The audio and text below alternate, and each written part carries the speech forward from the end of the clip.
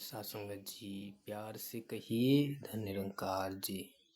सासंगत जी, जैसा कि आप जानते हैं 25 मई 1929 को संत निरंकारी मिशन की शुरुआत बाबा बूटा सिंह जी ने की थी।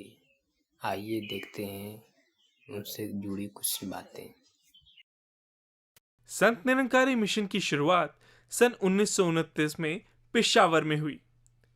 इस मिशन की नींव प्यार, शांति और मानवता। बाबा बूटा सिंह जी ने इस मिशन की शुरुआत में सत्य का यह ज्ञान कुछ इच्छुक व्यक्तियों के साथ साझा किया। बाबा बूटा सिंह जी रास्ते से गुजर रहे थे। अचानक तूफान आने की वजह से एक साइकिल की दुकान के आगे रुक गए और फिर दुकान के अंदर से आवाज आई, भाई साहब, तूफान बहुत तेज है, अंदर आ जाओ। कुछ देर बाद जब फिर कहा गया, भाई साहब, भिज जाओगे, तूफान तेज है, अंदर लंघ आओ। तब बाबा जी कहने लगे, वेख लो, जे मैं अंदर आ गया फिर मैं बाहर नहीं जाना। फिर जवाब मिला, कोई नहीं भाई साहब, जी आया नू, लंघ आओ। क्या खूब रमज थी सदगुरु की कि निरंकार जिस घट में वास करता है वहां से फिर बाहर नहीं जाता। गुरु व गुरसिक के रिश्ते का उस दिन से आगाज हुआ। अज्ञान अंधेरे में ज्ञान के दीपक से प्रकाश हुआ।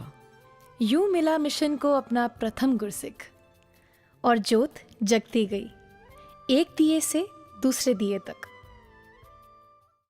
सन 1943 में बाबा बूटा सिंह जी ने मिशन की जिम्मेदारी अपने समर्पित गुरसिक अवतार सिंह जी को सौंप दी। बाबा अवतार सिंह जी ने अपने तप और त्याग से सत्य के संदेश को जन जन तक पहुंचाया और इस सफर में उनकी धर्मपत्नी जगत माता बुधवंती जी ने सच्चे गुरसिक के रूप में हरदम साथ निभाया।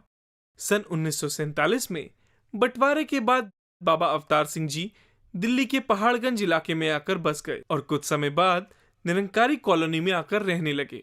मिशन के तेजी से होते हुए विस्तार को देखते हुए एक प्रबंधन कमेटी की स्थापना सन 1948 में की गई, जिसे नाम दिया गया संत निरंकारी मंडल। प्रबंधन कमेटी की जिम्मेदारी कुछ चुनिंदा सेवादारों को दी गई, जिन्हें 7 सितारों की उपाधि से नवाजा गया। बाबा अवतार सिंह जी की उदारता का प्रमाण ही था कि उन्होंने सन 1962 में सच्चाई की लौ अपने पुत्र एवं गुरसिक गुरबचन को सौंप दी और खुद गुरसिक रूप में जीवन व्यतीत किया। रामचंद जी of Kapurthala and had complained about a particular saint. Papa ji, that saint is always pointing out the flaws in me. वो जब देखो मेरे में नुक्स और कमियां निकालते हैं। पापा जी coolly replied, very good. You must be happy that he is taking away something from you and not adding anything in you. वो तेरे में से नुक्स निकाल ही रहा है ना, कुछ डाल तो नहीं रहा। The more you take out impurities from gold, the purer it becomes. Similarly, the saint is taking impurities out of you, so you must be thankful. This is how saints used to preach, that even in any negative situation, one should be optimistic. दुनिया में गिनती हो अपनी आग बुझाने वालों में, कहे हरदेव न शामिल होना आग लगाने वालों में।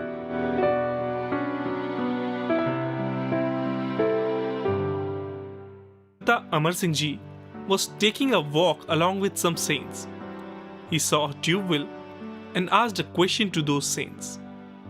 Can you tell me from where is this water coming out and where is it going? One of the saints answered, धरती के नीचे से आ रहा है और पानी धरती के ऊपर जा रहा है.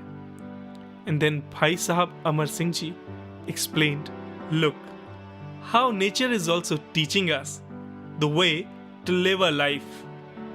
The water is coming out of the earth. When out, it irrigates the farms. And when inside, it acts as the food for the crops.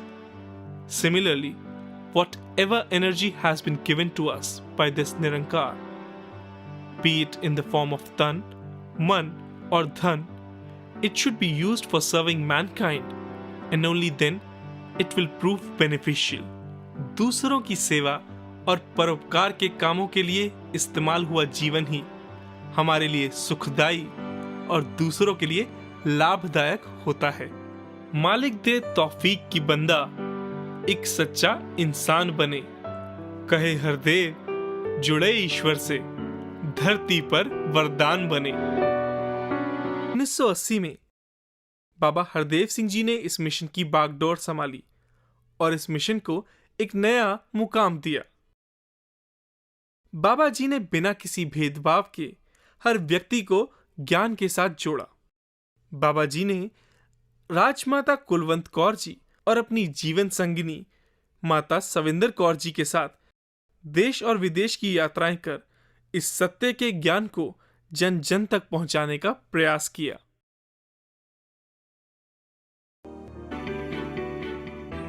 Sadhguru belongs to the entire humanity because the truth he preaches is universal. Sadhguru bestows God knowledge on us and redeems us. Youth mission में composition जो mission की है, इसमें बहुत ज़्यादा percentage youth की है। अगर इतनी बड़ी परसेंटेज यूथ की है, यूथ के पास एनर्जी होती है, so then what's the reason that we shouldn't move forward in a very fast pace? तो यूथ की इन्वॉल्वमेंट है भी हो रही है, लेकिन ज़रूरत है कि यूथ भी वो भी सोचें कि छोटी छोटी बातों के ऊपर कहीं दाएं बाएं ना हो जाया करें। They also stick steadfastly. प्यार का मसीहा एक दिन कह गया सबको अलविदा, कह गया सबको अलविदा।